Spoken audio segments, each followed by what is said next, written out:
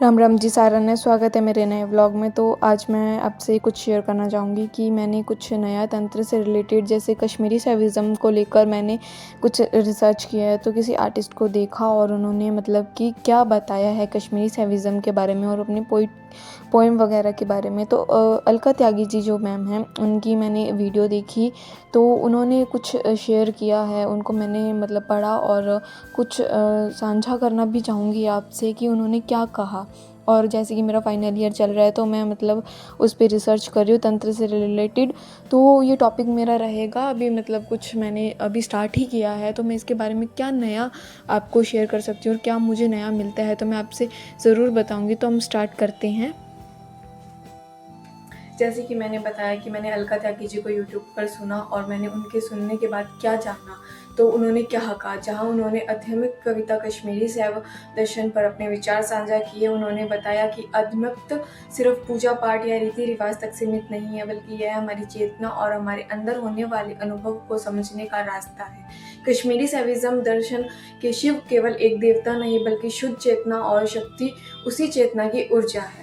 दोनों मिलकर पूरे अस्तित्व की प्रक्रिया को समझते हैं। आगम और तंत्र के बारे में उन्होंने कहा कि आगम केवल ग्रंथ नहीं, बल्कि यह एक अनुभव है जहाँ ज्ञान बाहर से नहीं बल्कि अंदर से आता है। शिव और शक्ति के बीच हुए संवाद से जो ज्ञान निकलता है वो आगे चलकर तंत्र परंपरा बनता है। उन्होंने यह भी समझाया कि तंत्र को अक्सर गलत समझा जाता है, लेकिन असल में यह जागरूकता, अनुशासन और आत्म अनुभव का मार्ग है। तंत्र वेद और उपनिषद से अलग नहीं, बल्कि उनका ज्ञान और अंदर समेटे हुए हैं। योग और तंत्र के संबंध पर बात करते हुए उन्होंने बताया कि दोनों की शुरुआत सांस से होती है और दोनों शरीर, मन और चेतना पर काम करते हैं। योग धीरे धीरे भीतर की ओर ले जाता है, जबकि तंत्र अनुभव और तुरंत सामने लाता है। दोनों एक उद्देश्य व्यक्तित्व को उनके असली स्वरूप से जोड़ना है। तंत्र की एक खास बात यह भी है कि इसमें स्त्री और पुरुष को बराबर माना गया है और स्त्री को दबाने की बजाय शक्ति के रूप में सम्मान दिया गया है। यह इस परंपरा की संतुलित सोच को दिखाता है। और कविता के बारे में उन्होंने यह कहा कि कविता केवल शब्द से नहीं बनती, बल्कि गहराई और दृष्टि अनुभव से जन्म लेती है। जब चेतना साफ होती है तभी सच्ची कविता सामने आती है। उन्होंने समय और पुनर्जन्म को लेकर भी अलग नजरिया रखा, जहाँ समय को सीधी रेखा नहीं बल्कि चेतना से जुड़ा हुआ माना गया है।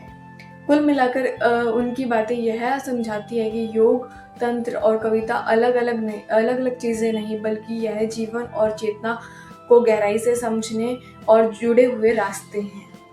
यह बातचीत हमें सतह के आगे जाकर खुद को और जीवन को समझने की प्रेरणा देती है। इस वीडियो में मैंने कश्मीरी शैविज़्म दर्शन को समझने की सिर्फ एक झलक दी है।